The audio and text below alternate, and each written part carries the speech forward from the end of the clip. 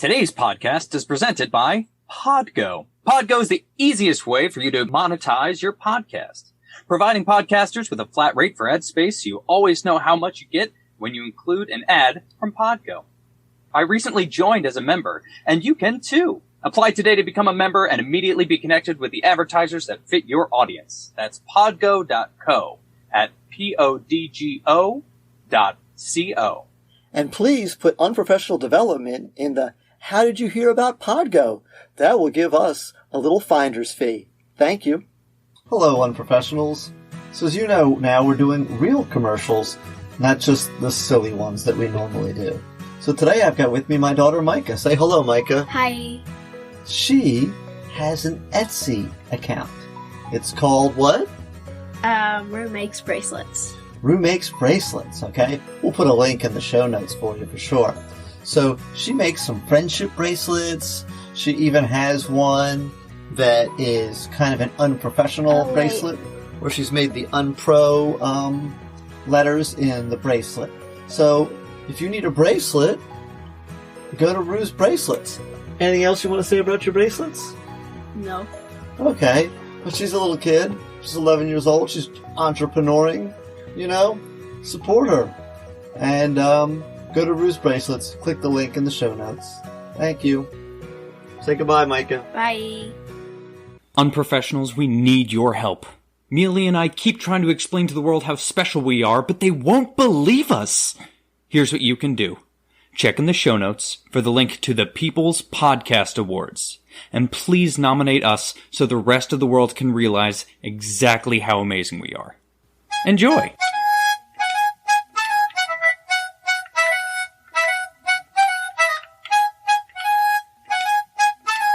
Welcome, ladies and gentlemen, to an exciting episode of Unprofessional Development. I'm Tedisco.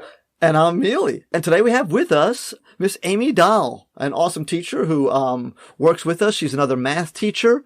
And so I'm outnumbered. I know. So a while back, I was talking to one of our other colleagues, and I was just trying to figure out who we could have as a guest. And I said, who do you think is the funniest person in the math department? Oh, gosh. All right. They said Mealy. Well, I mean, obviously they said Mealy, duh. But, you know, but then they said that's if that they meant funny looking and funny smelling. And I said, no, like funny actually like making jokes. And they said, Dahl, you should have her on. I said, okay.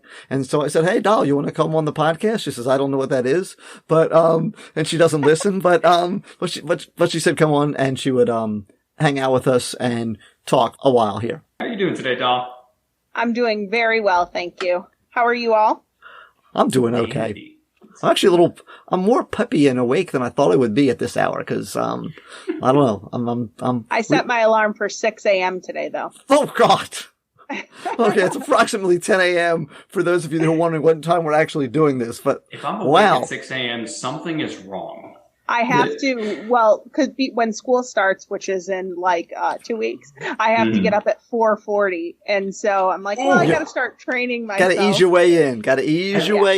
I didn't know there was a 4:40. Is that? I know. I love 4:40. 4:40 is the best time of day. It really is. I'm not going to lie. It's awesome. It's beautiful. I mean, I do like that time in the morning to myself. So it is. It is. Yes. So this is going to be a fun conversation for me because I always call people by their last names. Whenever I say like Dahl to you, I just feel like I'm a 1920s gangster. Like, how you doing, Dahl? Yeah. Dahl, walk us through your educational journey here. So you, how did you become a teacher? How did you choose your subject? How did you choose your grade level? Like what was that sort of whole process like? So when I originally went for undergrad at our respective same college, I actually did childhood education. And so I was certified birth through 6th grade. And so the first 7 years of teaching, I taught at an elementary school. And I actually taught at the same elementary school for all 7 years. So I taught 2nd grade, and then I taught a math and reading Title I program for a year, and then I did 5th grade. And during that time, I actually had the intentions. Oh, this was in Fayetteville, North Carolina. It's like 2 hours outside of Charlotte. So, But how did you choose to be an elementary ed major versus a doctor, lawyer, marine biologist? Elementary. That's I know. brutal. Well, it's funny because literally my entire family, my aunts, my cousins, everybody's in nursing. My aunt's a dean of a college of nursing. My one aunt was an LPN for 30 years. My other aunt's in home care. My 3 cousins are nurses in cardiology and mental health. And so nursing was really pushed. And that was my original intention. And then I thought, well, one of my best friends who I actually went to college with, we were talking about, teaching and just like how great that would be, and funny, summer's off and it's a 10-month position. And so I chose elementary education. Yeah, just because it's so easy and cushy. Yeah, I get it. Yes. So when I was there, when I was at the elementary level, I decided that I had the intentions of potentially moving back to New York State. And in New York State, you need a master's. Like, they require you to have a master's degree to teach. And so you need to get it upon 5 years after within 5 years after your graduation. So I graduated in 2005 from college, from undergrad. And then in 2007, I went back for my master's, but I didn't want to do elementary education anymore. I wanted to do something, higher level. And so I had started working at this education clinic, and I was working with math students, like higher level math students. I'd always been good at math. And so I was like, you know what? I'm going to get my master's degree in math. And so I got my master's degree in 2010. And it's funny because I was kind of, swayed away from getting my master's when we decided to, hey, I think we're going to stay down in North Carolina, because all you had to do was take a praxis. If you took a praxis and passed, then you were licensed in that particular. And so I said, well, what if I ever do move back? I need my master's. So I took the praxis before I even got my degree and passed or whatever. And then I taught for 1 year high school math in Fayetteville before I moved to Charlotte. And then in Charlotte, I taught at a charter school for 4 years. That was really interesting. So different than public school. So you went from elementary and you decided we're going to learn math, and you went for math as a pure major, not math education? No, I actually did secondary mathematics. Okay. So you weren't going deep into some super abstract, really I was going to be not that I'm not impressed, but if you were a math major with a master's, I'd be like, oh my goodness, you can land rocket ships and travel in time and stuff. Yeah, no, I did. So a normal master's is about 30 credits. That's a normal math, which is 11 classes ish.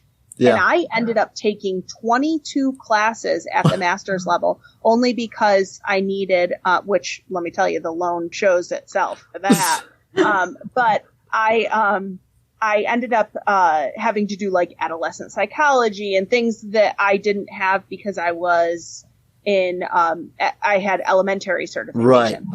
So I did have to take, things for adolescent level stuff. That you would have taken if you had gone for secondary education the first time. Yeah. Right. Exactly. So I did take a lot of higher level math classes, and I had some awesome, nutty professors, truly math nuts. Oh, we had this conversation with Polk when he was on, and talking about when you get to the levels of math where you have to write essays. You know what I mean? I did. Yeah. Right. I did one on Blaine Pascal.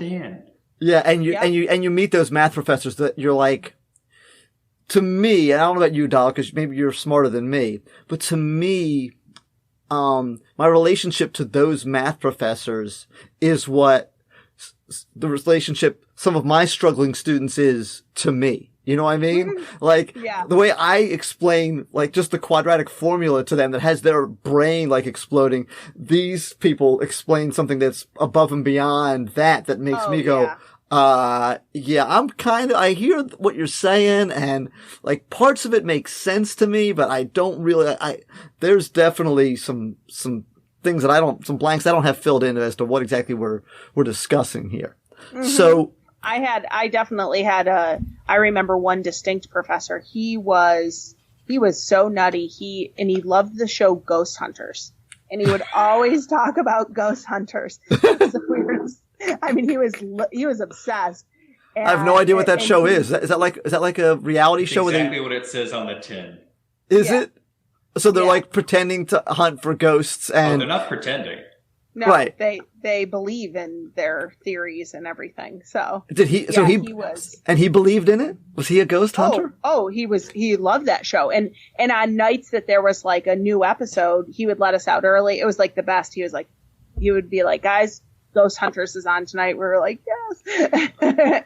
And he was also one of the professors that made us do everything by hand. I remember it was no calculators. Algebra class, no calculators. Yeah.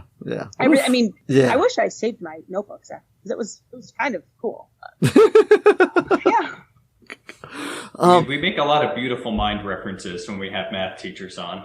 There you go. Oh yeah. So, was it that was there something about elementary school that you didn't like, or was it just that you wanted a different challenge? Or so kind of like walk us through like your mindset of the switch, and then also if you can kind of speak to what are the skill sets and the differences that, like, if you were training someone to be an elementary teacher versus training someone to be a high school teacher, how does that Venn diagram work out? Look, another math reference. One thing, very nice. One thing for sure I'm convinced of is that elementary teachers work 10 times as hard. I believe that. Never. Yeah. I mean, I think that you have to teach at that level to really, you're not playing with kids all day, from the minute you walk into the decor of their classroom is different, right? Like it has to be vibrant and aesthetically pleasing. And just everything starting there. Mm-hmm. And then they're responsible. If you're at the lower elementary, you're responsible for all of the subjects. They don't do blocking. So you're responsible for teaching social studies, science, math, reading, English. Right. And so you have not just, where we plan a lesson or two, depending on our preps, they plan they plan hallway transitions. They plan. Yeah. So we have to come up with like about a 75-minute plan. They have to come up with a 7.5 hour plan. And that's every day. Right. Every single day of the week. So it definitely. And they don't get to give a test on like Thursday and go, hey, I'm going to sit back for like the whole block and these kids are just going to take a test. Like that doesn't get to happen for elementary school teachers. Kinesthetic and textile too. A lot of it is like chopping things out and laminating it was. I definitely felt like that period of my teaching was a little bit micromanaged because you had to have, when they would set the day, it was by grade levels. And so, like your guided reading block had to be at this time. Your math had to be at this time, your recess, your lunch, everything. In the breaks, forget about it. You had to take those kids to their special area. You had to pick them up from their special area. You had to take them to lunch. I was sitting in the lunchroom because why go when it was 20 minutes and I would have to come back and pick them up. Yep. Bathroom breaks. You had to take them to the bathroom. You had to have everybody had to have a job.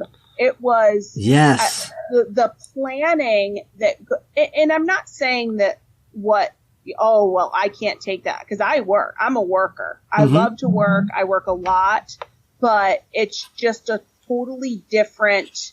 It's totally different, and especially at the second grade level, when you have children that come to they don't know how to tie their shoes. They don't know how to wipe their nose and tuck in their shirts and stuff like that.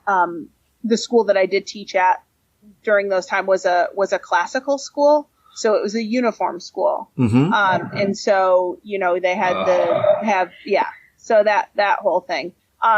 It's just, and I think I moved to 5th grade initially because I needed to interact with kids at a little bit of higher level. 2nd grade, I had some really high flyers in 2nd grade, here and there. And I mean, they were doing, you know, 4th, 5th, 6th grade level math, or reading. And so that was fun. The different levels that you saw at elementary was fun. But I think I wanted to reach a higher level. I wanted to work with kids that were, you know, just starting out essentially in their adulthood life and help guide them, you know, because as teachers, especially at our level, we do so much more than just teach math for sure. Right. You know, I talk to kids about college loans and, you know, kids are like, oh, I can't wait to move out. Okay. Do you know what happens when you move out? Do you know what you're responsible for?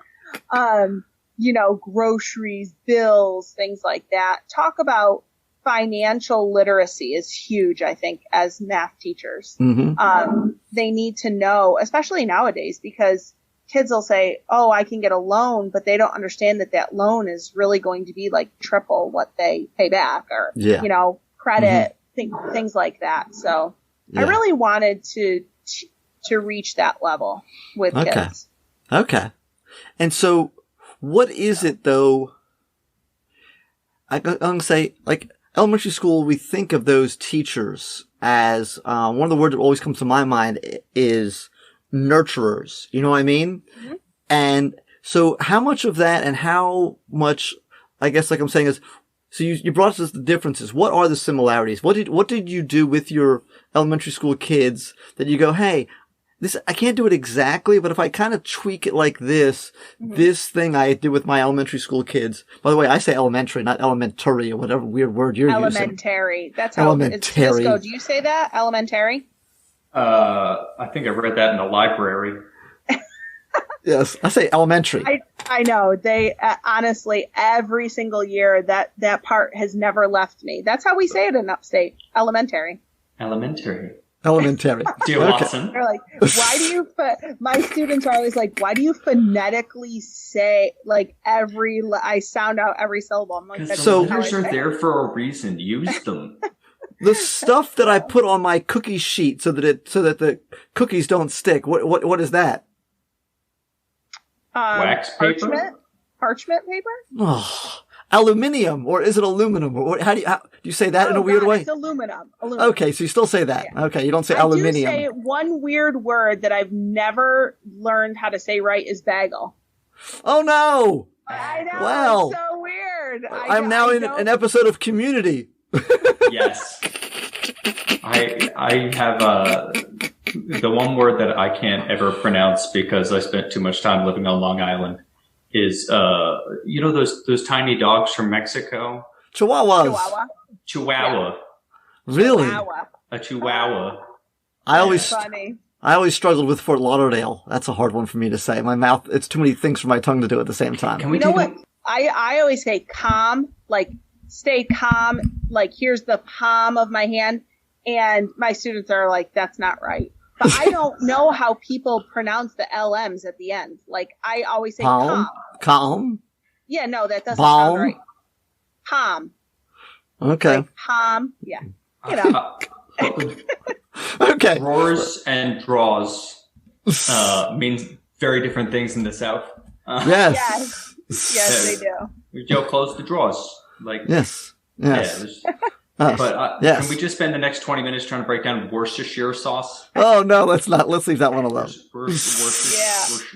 We should. Yes. So, but, I'll answer your question. So what are the similarities? Yes. So the funny thing is, I think one of the biggest similarities is that, you know, sometimes you look around your classroom, you're like, I have grown men and grown women in this class, right? Like, especially for the last few years, I've taught the 12th graders for the most part.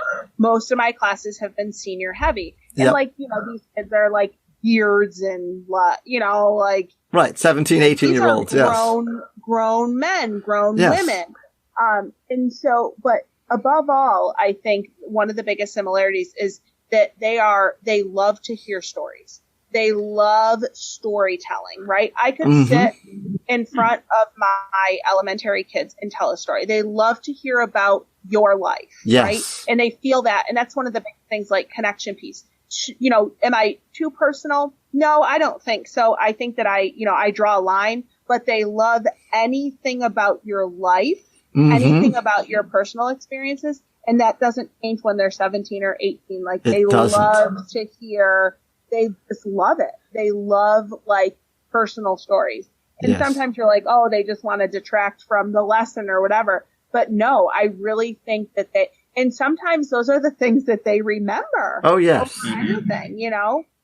Yes. Oh, Miss Dahl, remember when you told me about such and such, or remember when you told us that story about, they love it. I always do this thing at the beginning of the year, and I always show them, two things. I show them how I can't twist my left wrist. Because I can't. Like, I've showed you that. No, right? I know what the second one's going to be, but I want to save it. But you can't twist your left wrist. Were you in an accident or you just? So like this one can go. Yeah, this works really good for a podcast. Oh, really? Yeah. Yes. So basically, she can get it from palm down to 90 degrees. She cannot. She cannot get her 90 degrees. It doesn't go straight up. So for her left hand, you cannot hold it out and get paid or get a high five. Right. So I always tell them, so if I ever go through the drive-thru, I tell them how I have to reach across my body with my right hand to get my money back. Oh my goodness. I can't twist and so they die over that story. Yes. They love that story. And so that would be the one thing. And then of course the other thing is my web toes. Web toes. Yep. They love to see the web toes. Yes. So Dahl is like the best swimmer ever. Yes. Yeah. So Real Michelle Phelps. So when you show them your web toes, I'm just curious. Describe, like, do you sit on your teacher desk and take off your shoes and stick them up? Do you let every kid come up and pluck at the webbing? Normally it's like, so there's really two reactions: amazement and disgust. Some are like, put it away. And then the others are like, oh, and they want to take a picture. They want to, Snapchat it or whatever they do. And I'm like, put it away. So they just, I don't know. It's funny. So you have, like I said, you have your two different, some kids are like horrified that that's even a thing. Yes. And then you have, but the arm thing, they just love it because I make them do it. I go, okay, everybody put your hands out, turn your hands palm up. And then they all see, and then I let them like try and turn my wrist. Right. And then you scream in pain. And then I show them how I can't touch my shoulders. See how like this one side, my left side can't touch my shoulder. They die.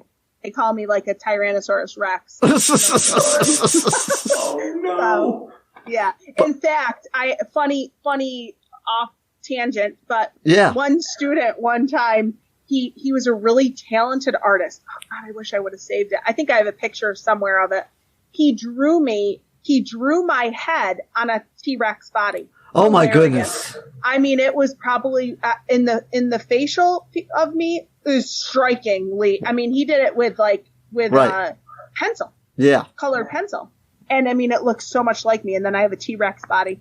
Oh, that's hysterical. He died over it. It's so funny. Wow. But I was going to say, I do agree with you. I think that, yes, there are the kids that do want to put their pencil down and zone out if they can get the teacher. I mean, we've all done it where we're like, hey, what do you think about this blah, blah, blah thing? And if you can get, there's those teachers that you can just like, okay, cool, this class is shut down for 20 minutes. Yeah. He's going to have to push the test back. All those things are going to happen. And but they really do want to, they love that when teachers can be a real person as opposed to this like robot with just knowledge in front of them. And when they hear about your life or when you were a kid or your kids, if you've got kids or whatever it is that they want to hear about, they really do, love it. I think it helps with the not only relationship building, but it just helps them to make that connection. And some kids need that connection, especially in the subject that we teach. So many kids come in with just a disdain for math. They just they've had bad experiences. They don't like it. It's tedious for them. It's a challenge. Right. I was going to say they don't feel good about it. Right. And so I feel like if you make that connection, you make it fun, you make them want to be there in a way that, you know, look, we're going to work in this classroom, but we can tell stories. We can, like, that's one of my biggest things. Like, the kids know, okay, it's time to work, but we can still have, you know, a lax time as well. And that's important, I think. Yeah. So that was one of the things I struggled with towards the end of this school year, is that, you know, we only were with the kids for, really from January 27th to March 13th. And, you know, basically almost a whole quarter, but that relationship building really, you know, you almost like you were just kind of getting the start to that. And then we went off, and especially like I had that one class for only 2 weeks. I just felt like, you know, crappy that you know, it's hard to do that virtually, I think.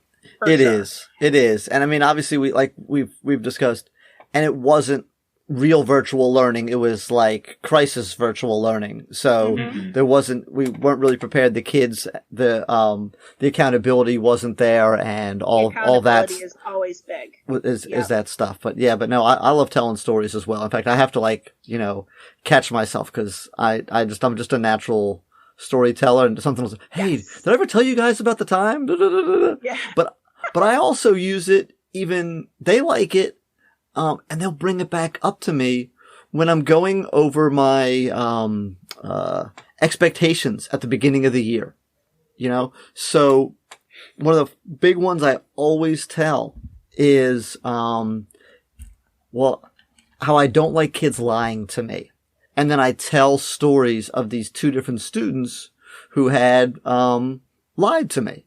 You know, and one of them, the one I always tell, you know, I use this phrase, I probably shouldn't, but, I say, you know, mostly for the older kids, I've taught a lot of 11th graders as well. I'm like, don't piss on me and tell me it's raining. Okay.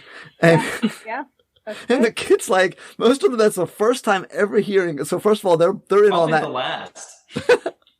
And they're like, I'm like, what is, they're like, I'm like, don't piss on me and tell me it's raining. I'm like, they're like, I'm like, then I ask them, what do you think that means? You know what I mean? And I'm like, basically, don't say something that we both know isn't true, because that's one of my pet peeves. So this kid, and this is the story I tell every year, right? So we use these graphing calculators, and they're a brick, okay? It's this big, and they're bright yellow. At least half of it, if not the whole thing, is bright yellow. So, I'm teaching, and we'll call them George and George, okay? So, so George 1 is sitting at his desk, he's working, and his phone is sitting on top of his book bag at his feet. George 2, they're friends, right? So, second George walks by and sees the phone sitting on the book bag, picks it up, puts it in his pocket. Now, you know, and I explain to my students, I'm like, this is not like a stealing thing. By the way, you shouldn't leave your phone sitting out in the cafeteria or the gym or wherever. But like, this is not he's not a thief. He's just being a goofball. So, he then walks to the back of the room. I go, hey, give him his phone back. At which point, it's really simple. You go walk up, you put the phone back, and you go sit back down, and we're all good. There's no problem. I'm not gonna, do anything to you. I'm just, you're being goofy. Stop it. And the kid says to me, instead of putting the phone back, this is what he looks me dead in the eye and goes, I thought it was a calculator. Oh, jeez. And I'm like, what? He goes, I thought it was a calculator. I'm like, no. You did not think it was a calculator. It's an iPhone, and this is what a calculator looks like. It's twice as big. It weighs a lot more. It's bright yellow. It's like Texas Instruments are not slimming down. No, it's like a school bus and like a Lexus. You know what I mean? You don't get in somebody's Lexus and go, oh, I thought I was getting on the school bus. Like that. No, that doesn't happen. So I'm like, dude, just put his phone back and we're all good. It's like, no, I thought it was a calculator. I go, now you're you're telling me that I'm stupid. Yeah, seriously. Like, I don't care if you want to be dumb. You know what I mean? Like, you can be dumb, but don't tell me what we both know that I know. I know what you did and you know what you did. Please stop. And like 5 times. And he sticks to the story. And at this point, and this is where I tell my students that, this happened like 9 years ago. I tell my students, I go, now here's what happened. I called his mom. I told her what happened. I told her every goofy, annoying thing he had done when he had been like trying to hit on this girl, when he had not worked when I told him to, when he came back late from this thing. I said, I had like a list of like 10 things that this knucklehead had done that I was just, holding on to and not going to make a big deal of. But because he insulted me and pissed on me and then told me it was raining, that's when it came. That's when, so I said, you're going to do something dumb. You're going to do it. I know you are. I said, but when I catch you in it, just go, I'm sorry, Mr. Mealy. And I'll go, that's okay. Don't do it again. And we move on. And then that's how that works, That's right. And that's so, but they love that story. They really do. They think it's hysterical. Yeah, that's funny. So that reminds me of, we talk about those moments where sometimes we think like, maybe I went too far and like you got to follow up with the kid afterwards. So this is like my second year teaching, around there. And, I catch this kid and he's got, his cell phone, down by his pants and he's texting under his desk. Right. Mm-hmm. And I see it. Right. So I walk up to him, I'm like, all right, hand over your cell phone. And like, he just goes, no, that was not my cell phone. And I leaned in and I was like, look, you're going to leave this classroom with one of 2 stories. It's either going to be Mr. Tedisco took my cell phone, or I got in trouble in Mr. Tedisco's class because I was staring at my crotch too much. So nice. You pick which story you want. Oh, jeez. I followed up with a match. We're still good. No. But I was like, let me not do that one ever again. Yeah. I got the cell phone though. That's good. There you go. And now for a word from our sponsors. Hey guys, this is an advertisement. A commercial if you want to know what it is. And they do. So this is especially for you folks in North Kakalaki and South Kakalaki. You have a house, you have a car, you have life. What do you need? You need insurance. You go, you know what? If I could buy my insurance from a former teacher, that's what I'd like to do. Hey, Tedisco, do you know anyone that has a business selling insurance who used to be a teacher? I do, and I think you do too. Pimentel? Yeah, he used to teach with us, but he doesn't anymore. And apparently there's some guy Garcia that he knows. So they've got insurance. You need insurance. There's a link in the show notes. We're all kind of looking at bottom line. We're looking at what's going to help us, what's going to be easiest. Check it out, talk to them, get a quote, and they will help you out. And it's at Pimentel, Pimentel, Garcia.com. So you can email them that info. You can go to the website or you can call 704-272-3535. It's all listed in the show notes. Swipe down and click, baby. You're there. And then get your insurance from a teacher, not from some weird lizard or from some ball guy who says ba-ba-da-ba-da-ba-da-da-da. No, you don't want that. You want it from a teacher. That's where you want your insurance. When you call up Pimentel Garcia Insurance, make sure you tell them you heard it from us. And now, back to the show. Okay, so Dahl, you and I got the same side hustle. So let's chat about our side hustle. So tutoring. Mm-hmm. Do you like tutoring? What's tutoring like for you? And how do you compare tutoring to being in the classroom? So tutoring has been just lucrative and just an excellent way for, honestly, what it originally was used for was daycare. Daycare is so expensive here, and I'm not going to lie, like, I work a lot. And one of my biggest problems is I can't say no. And it's funny because I'll never forget, we were walking out one day and we were talking and Mealy's like, you're like the bargain basement of tutoring. Oh. Because of, remember that when you said yes. that? Oh, Dahl Dahl was ruining the whole market, okay? Dahl was like, give me some beans and some Skittles and I'll tutor you all day long. Like the going rate where we live is somewhere between $40 and $50. Like that's an hour for an hour of tutoring. I charge $50.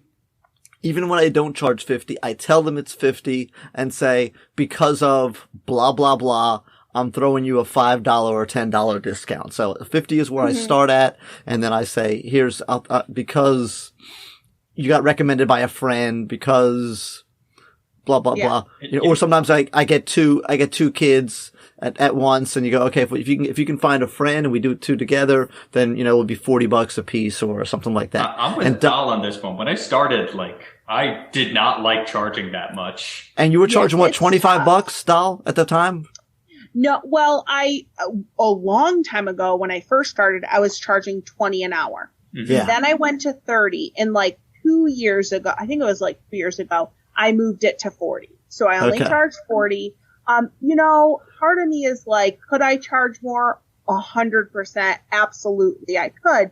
But in the same sense, I'm sometimes these, I think a lot of my parents could pay. I'm not going to lie about that, but it's just I don't know. I just have a hard time right now charging that much. So I'm going to help you a little bit. Okay. Yes. So, and this is how I look at it. You're taking me away from my wife and kids for an hour. Yeah.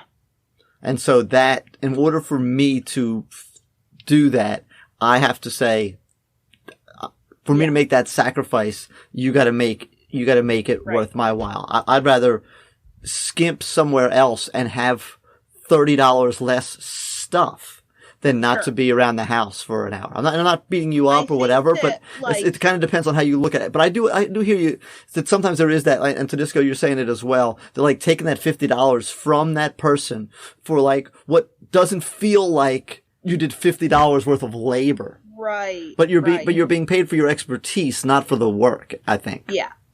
Well, I think too, for the past, now, of course, before this pandemic, I had a lot of students come to the house, 2 or 3 days a week. I would do, because what was Mondays and Tuesdays, I was at Panera for 6 hours a night. I would leave school and tutor back to back to back for 5 or 6 hours. Yeah. And that was pretty much routine on Mondays and Tuesdays. And then, I said, well, I'm really missing so much time with my own children. Yeah. I wouldn't get home till 9 o'clock at night or 8:30 at night. And I'm giving them kisses and saying goodnight. Because you got young kids. Yeah. And so that was tough. And so I moved it to where I would work from home a few nights a week. So then I'm can I really charge somebody $50 when, they're coming to my house? My kids are here, things like that. So it's been fun. What I love about tutoring is it's one-on-one. I really a lot. It's for the past few years, I've really moved kids through the different levels of math. Usually when I get a family, I stay with them for years. And they really become, some of these parents are like friends of mine, weirdly, I have a family who give me hand-me-downs. with tag hand-me-down clothes for my kids. And, it sounds funny. They just truly, I had one mom, towards right around when finals were in January, I took her daughter and she last minute, and she brought, when she picked up her daughter, she brought me dinner. Nice. But the funny thing was she brought me meatballs, frozen meatballs, a thing of spaghetti, a jar of sauce, and Parmesan in a bag. So these families. So she was just fresh for you, huh? Yeah, seriously. Or Hello Fresh, rather, crazy. Whatever it's called. Yeah, she's like a subscription service meal. Yeah. These parents just, I think it's the little things like that they really they just really become, the families just really become like family here. We have, my husband and I, all of our family is still in upstate New York.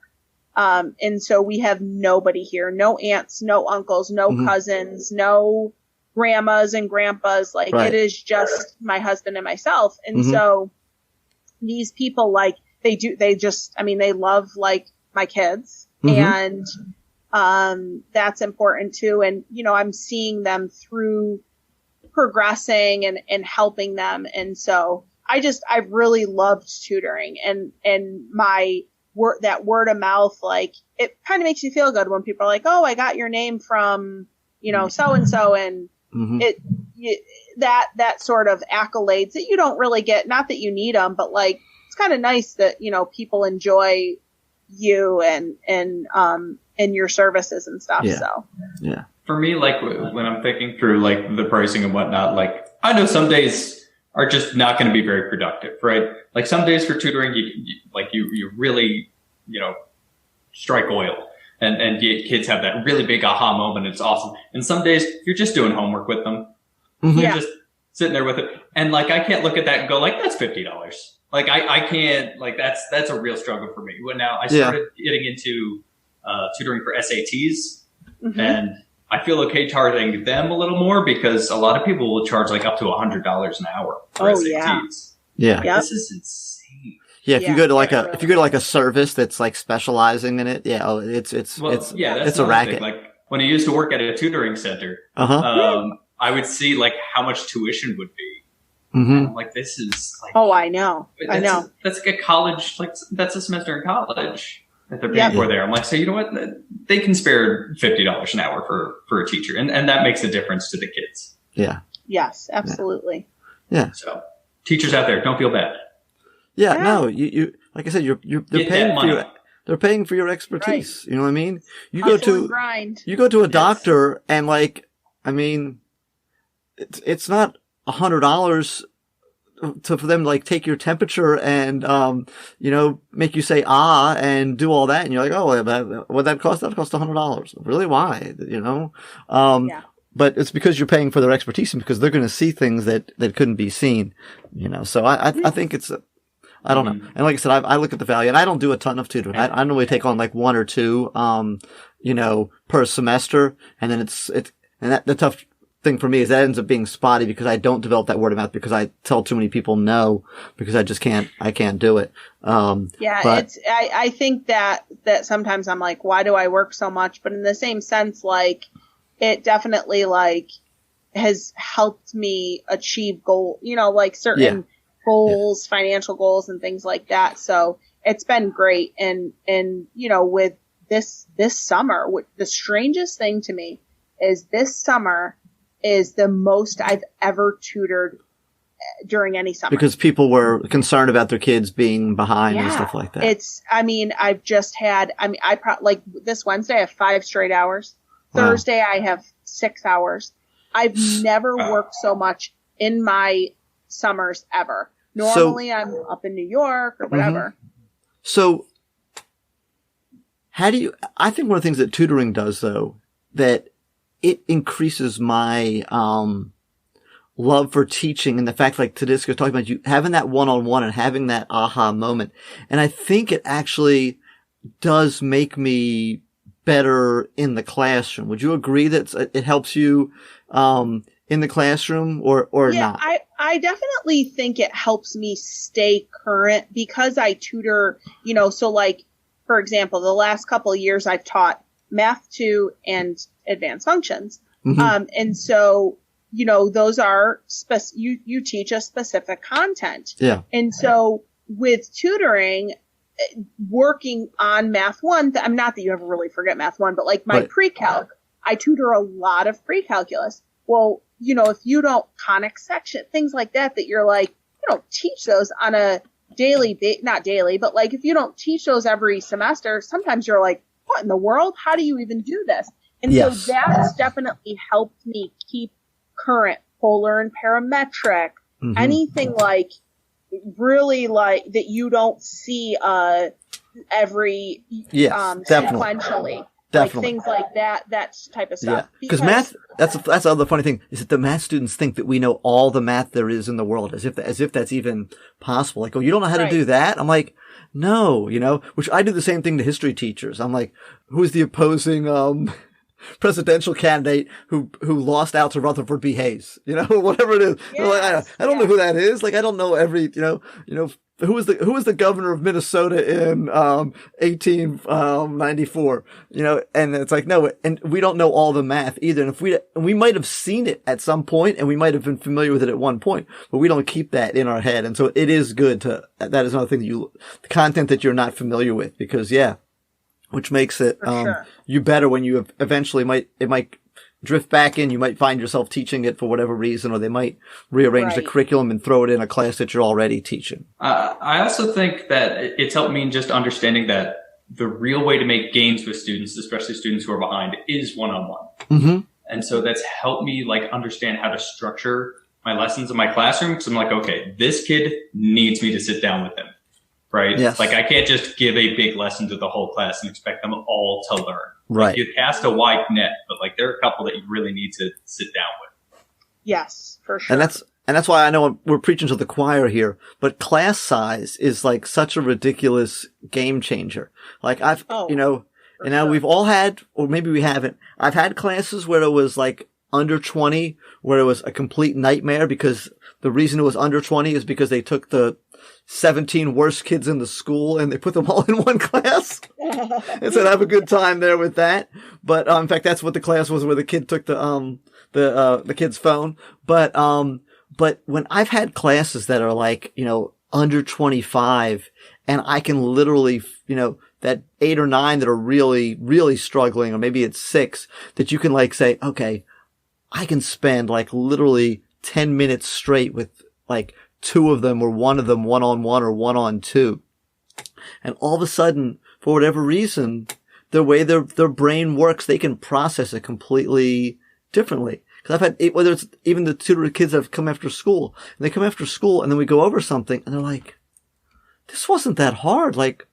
Why didn't I understand that before? It's I'm not trying to be mean, but I'm like, because when there's 30 other bodies in the room, you can't hear me the way you're hearing me now. Right. You're trying to pay attention, but whatever it is that you didn't completely focus. And so tutoring is really, it is a completely different, story. All right. Mm-hmm. Other than the funny stories you've already told, Dahl, we like to hear funny stories from the classroom. And they can be from elementary school where kids did something goofy there, or they can be from high school. Okay. And then I'm going to tell one that we have in common when you get done. Okay. Can I tell my possum story? That was the one I was going to tell. Yes. Go for it. Yes. Yeah, well, it's funny because it is. And when I was reading the agenda, I'm like, ooh, and my 10-year-old son was like, I was like, what funny? And he goes, the possum. I go, oh my God, that's perfect. So can I tell it? Yeah, go for it. Yes. Yes. Yes, we will leave our esteemed colleague's name out of it, so in case she didn't want it. But the one who recommended Dahl is the star of this story. Okay, I'll leave it nameless, and I'll leave everything else named. So it was my first year. It was my first ever time on our campus. Mm-hmm.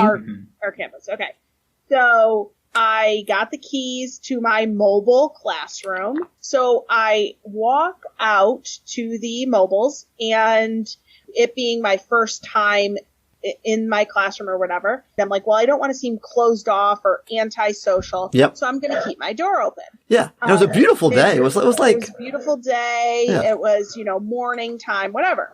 Right. So I had, I kept my door open, and I was sitting at my desk, which the door in relation to the desk was, I literally could look left and there's the door.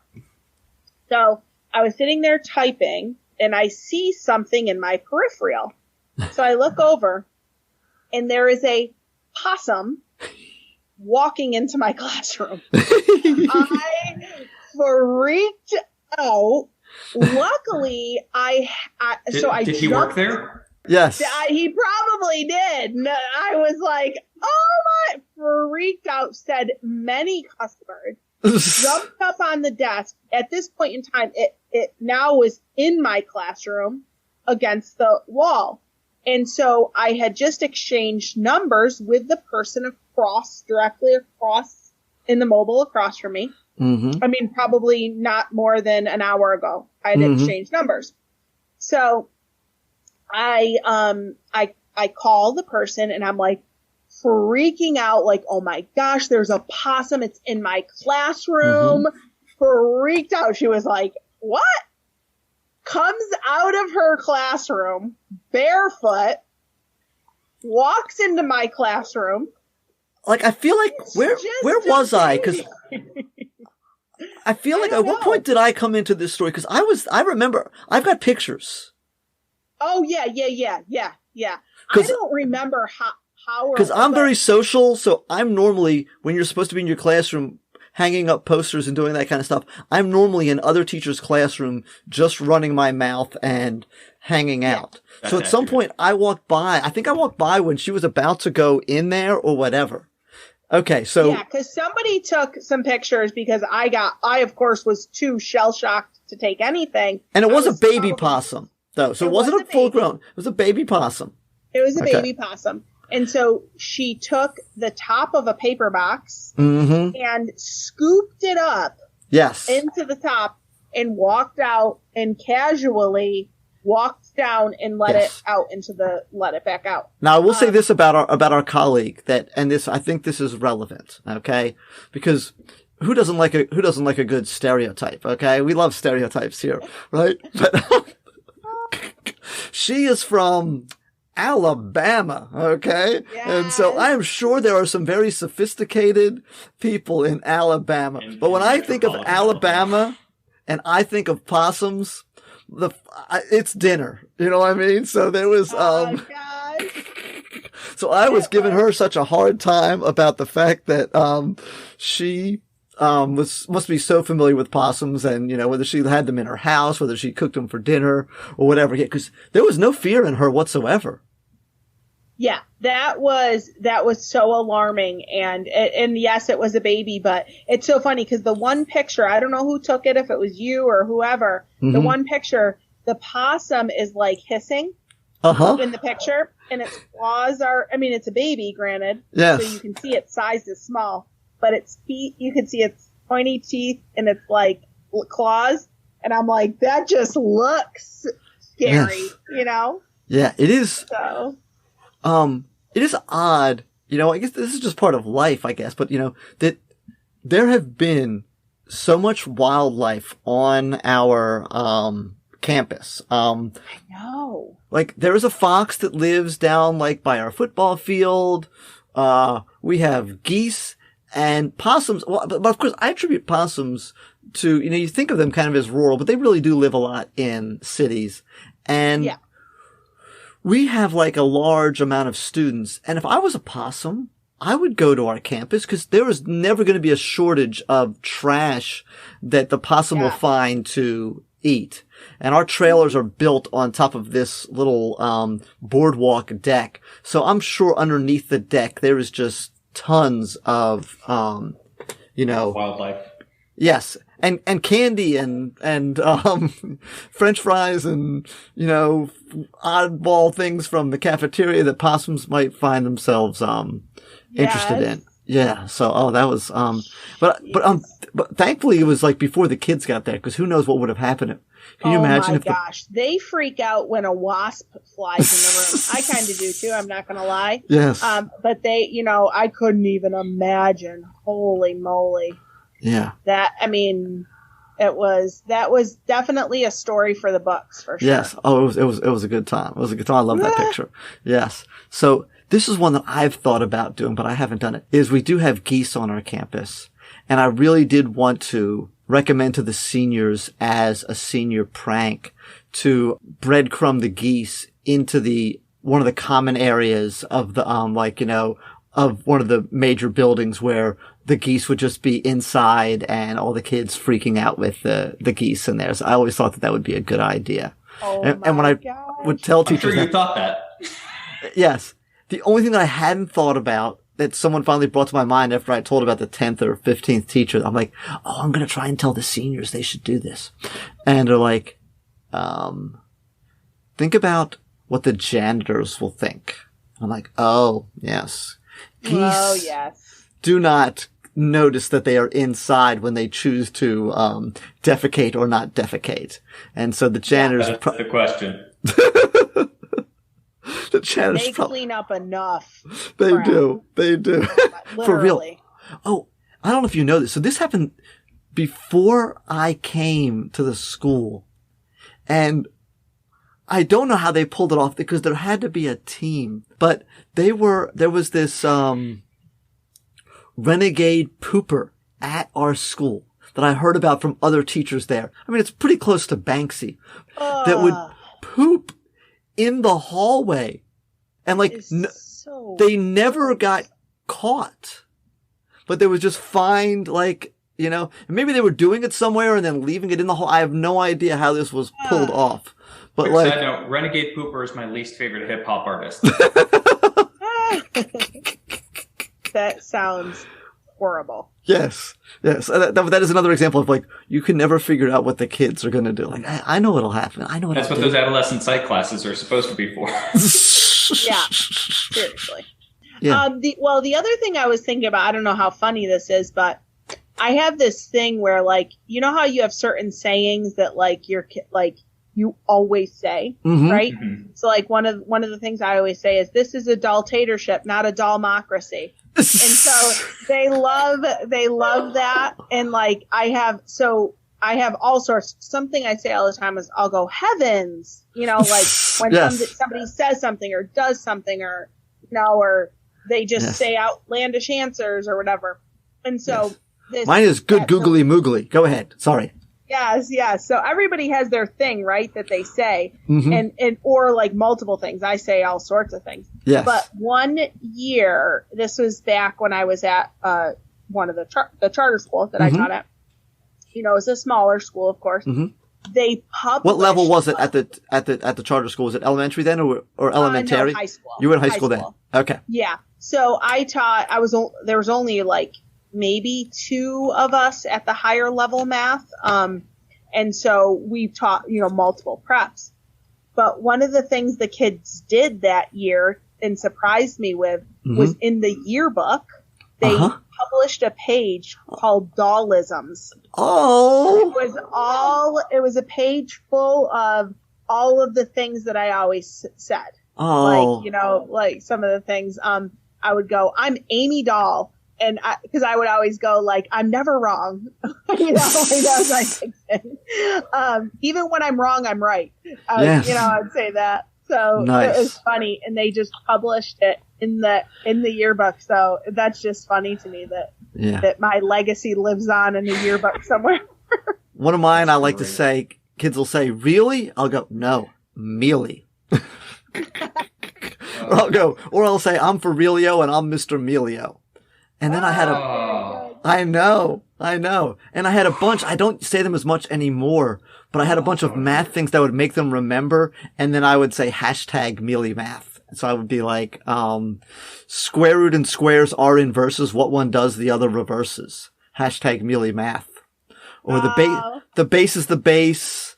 Oh my God. Why can't I think of it? The base is the base.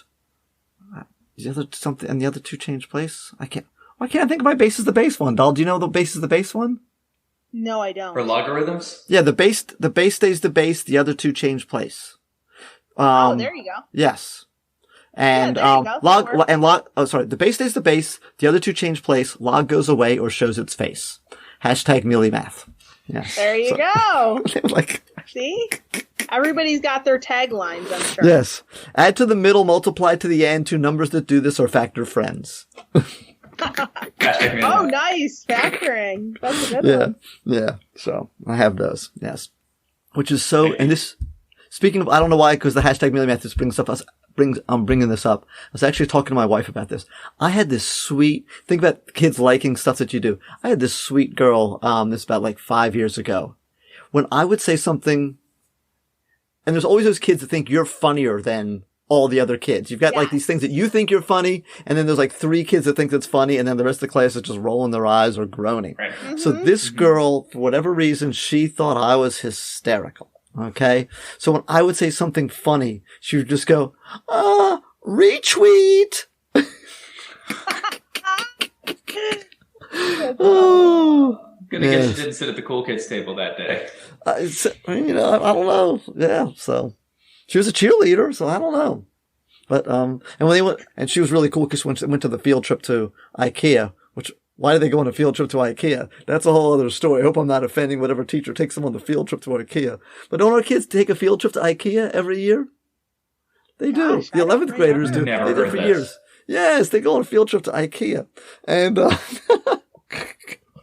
no Maybe idea like what. fabric or textiles Yeah, it's or something. something. Like Yes, I don't know what class it is. I was But she like, I brought don't me, think we teach Swedish. but she brought me back chicken, tenders. So I'm like, oh, that. Aww. I know. I'm like, this kid, that's, like, That's like, an A. exactly. The kid's Yeah, like, I'm like, oh, how am I going to get it? I like need like 1 point. I'm like, oh, she's getting the point. She brought back the chicken tenders, not you.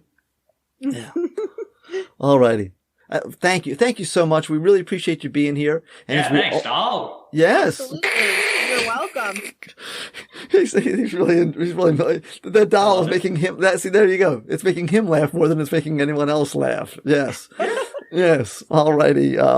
I don't know. I can't think what the male version of doll is. Okay. Fella. Guy. It's guys and dolls. That's true. That is a thing. But as we always say, stay unprofessional. Thanks for tuning in to hear our conversation with Dahl. Next week, we have on with us the podcasting duo behind Two Dope Teachers. We're breaking it up into 2 parts because we were too busy laughing to pack it all into one episode. So here's a little taste of next week with the Two Dope Teachers.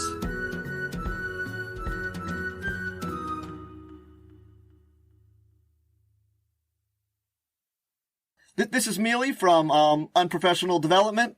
And Tedisco from Unprofessional Development. And you got your boy Kevin Adams from the Two Dope Teachers and a Mic podcast. And I'm Gerardo Munoz, co-host of Two Dope Teachers and a Microphone. There we go.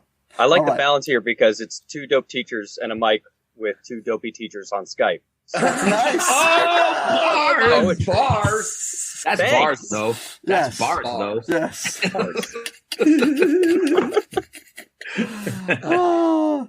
I love it. I love it. That's actually our Twitter trolls will often like refer to us as 2 dopes or 2 teachers on dope. Like Yes. it's great. And That's I'm like, good. Fruit, guys. I'm like, that's All right, aim funny. higher. y'all That's are good. funny. That's good. I love that. I love that. Yes, I was talking to my wife about it, and I said, well, I guess they could have gone with Deaf Teacher Jam. I guess that would have worked as well, but Yo, Deaf Teacher Jam. Deaf Teacher Jam's kind of dope. Deaf Teacher Jam. That's like a Friday night thing. Deaf Teacher Jam is like, you're like, oh, the kids are like, I didn't know you were like that, mister. I didn't know you got that. Oh, wow. Let me tell you something about kids. Oh, Deaf Yeah, exactly. Yeah, Russell Simmons will come first. I mean, that's honestly that's yes. part of why we went with TOO instead of TWO, because there's 2 dope queens, and we definitely don't want to run afoul of Phoebe Robinson and her group, because we're kind of like we're just gonna, and then also it clears the way for Kevin to fire me at some point because there's not a number that he would have to keep. He's just like, I'm just too dope. oh, nice. Hi, this is Kevin Adams with Two Dope Teacher.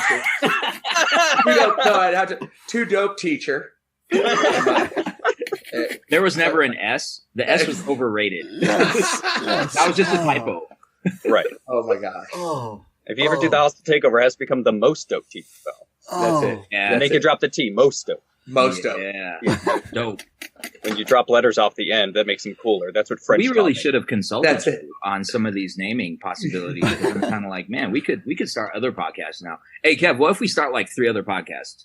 And 3 other podcasts. Well, just remember, we're going to have a rogue episode. We're going to just have an episode that's just about the Denver Nuggets and sports. We got to do that soon. we got to. We didn't even talk about the game on Nah, Thursday. we didn't. You're just skip that. Listen.